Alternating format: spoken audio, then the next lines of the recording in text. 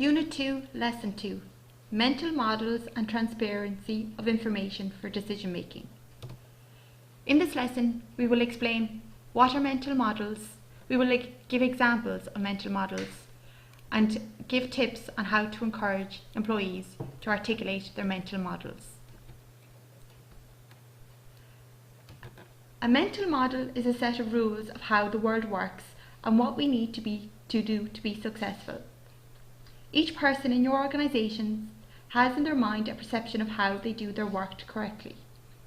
In addition, when a person undergoes a new task, they aim to develop a mental model of how they will go about this.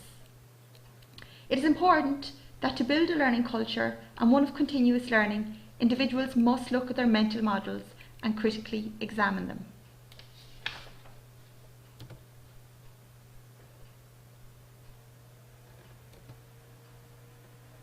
Often they are perceived as a set of norms and people are unaware of these. These norms, rules or ways of doing things need to be extracted. For example, when a person drives a car, what are the rules and tasks that they apply to do this correctly? Mental models involve the learner explaining their thought process around making a particular decision, or their thought process about how a solution will work and why. It is basically articulating how and why they made a particular decision or implemented a solution in a particular way. Learners must be taught how to identify their mental models, as they may contribute to the organisation's success. The ladder of inference is a useful tool identified by Peter Senge to encourage employees to do this. You can see these at the below resources. Examples of mental models. Often in learning, it's not the final decision, but the approach taken to reach the decision, which is the most beneficial. For example, a company might decide to set up a distribution centre in a particular location.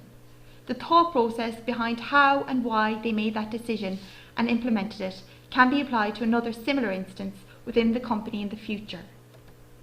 Another example may be if a machine operator has a low defect rate and a high output due to machine settings they choose. The benefit is not what the machine settings they use, but why they chose to set the machine in that way at any given time. Another example for a service environment is if an insurance broker has a low churn rate without offering excessive discounts. How does this broker interact with existing customers? How to encourage your employees to develop mental models. As mentioned previously, the ladder of inference is a good tool to do this. Also, to improve trust and reduce perception of blame, staff should be encouraged to reflect on the information they use to make decisions. They should examine if this information is reliable, how can they apply it, and what process they can undertake to reach a decision. In addition, employees should be challenged to think and articulate by asking questions such as, have you undertaken this similar task before? If so, was it successful and why was it successful? What measures were applied to ensure its success and can they be applied in this instance? If it was not successful, why not? And what can be improved and applied to this situation? What process they will undertake to address the task, why they will do it in this way, and what assumptions they are making. What data or information are they basing these assumptions on? What data, knowledge or rules are they going to apply, and why they're going to apply these rules? What problems do they foresee, and how they will overcome these? Do they think their approach will be successful? Why or why not? This will encourage employees to be able to articulate their reasons for making decisions, and if a decision is wrongly made, it allows them to articulate why this is so. This task requires you to develop your own mental model. You're required to identify a major project or task you recently undertook and ask the following questions. Had you undertaken a similar project or task previously?